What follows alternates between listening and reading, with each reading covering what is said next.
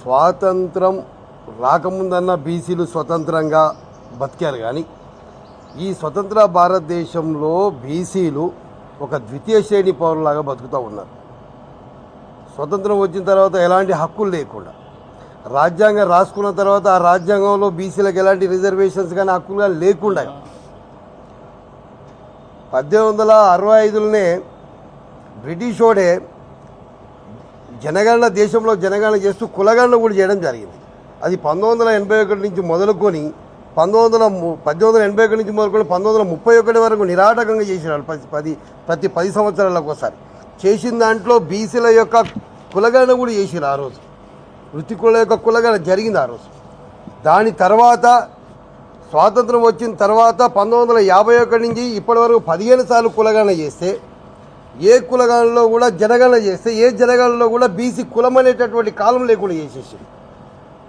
ఆ రోజు కాంగ్రెస్ పార్టీ అయినా ఈరోజు బీజేపీ పార్టీ అయినా కేంద్రంలో రాష్ట్రంలో ఉన్నటువంటి అన్ని పార్టీలు ఆధిపత్య వర్ణ పార్టీలన్నీ బీసీల యొక్క ఆర్థిక రాజకీయ సామాజిక అభివృద్ధిని అణిచివేస్తూ కాలానుగుణంగా ఈ యొక్క బీసీలను వెదగకుండా చేయడం అనే ఒక పక్క ప్రణాళికతో జరుగుతుందని మేము తెలియజేస్తూ ఉన్నాం.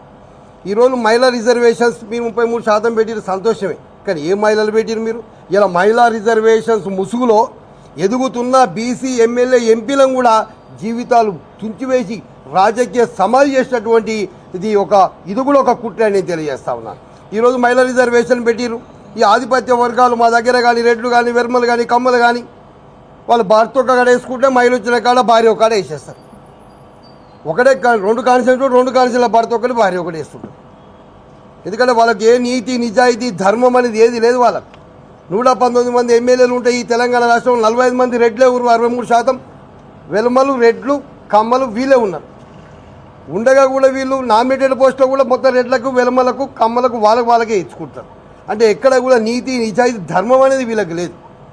కావున బీసీలు కనుక చైతన్యమై బీసీలకు ఓట్లు వేసుకోకపోతే, బీసీలకు రాజకీయ చైతన్యం రాకపోతే, బీసీలు ఐక్యం కాకపోతే, బీసీలు రాజకీయ సంఘటిత శక్తిగా మారకపోతే, బీసీలలో రాజకీయ సోయి లేకపోతే బీసీ సమాజం మొత్తం అట్టడులో కానీ పూర్తిగా అణిచివేతలకు గురైపోయింది. ఆల్రెడీ బీసీలనే ఉనికే లేకుండా పోతాయని తెలియజేస్తూ ఉన్నాను. స్వతంత్రం వచ్చి 79 సంవత్సరాల బీసీలకు రక్షణ చట్టం కావాలని కొట్లాడుతున్నాం అంటే ఇంకా మనం ఏడ ఉన్నామని నేను ప్రశ్నిస్తూ ఉన్నాను. బీసీలకు సోయి లేదు. బీసీలు అన్ని పార్టీలలో ఆయా పార్టీలలో బీసీలు బందీ అయిపోయారు. బీసీలు ఎవడం చూస్తే చర్చిలో ఉండడం చూస్తే 80% మంది హిందూ బీసీలు మన హిందూ రథయాత్రల్లో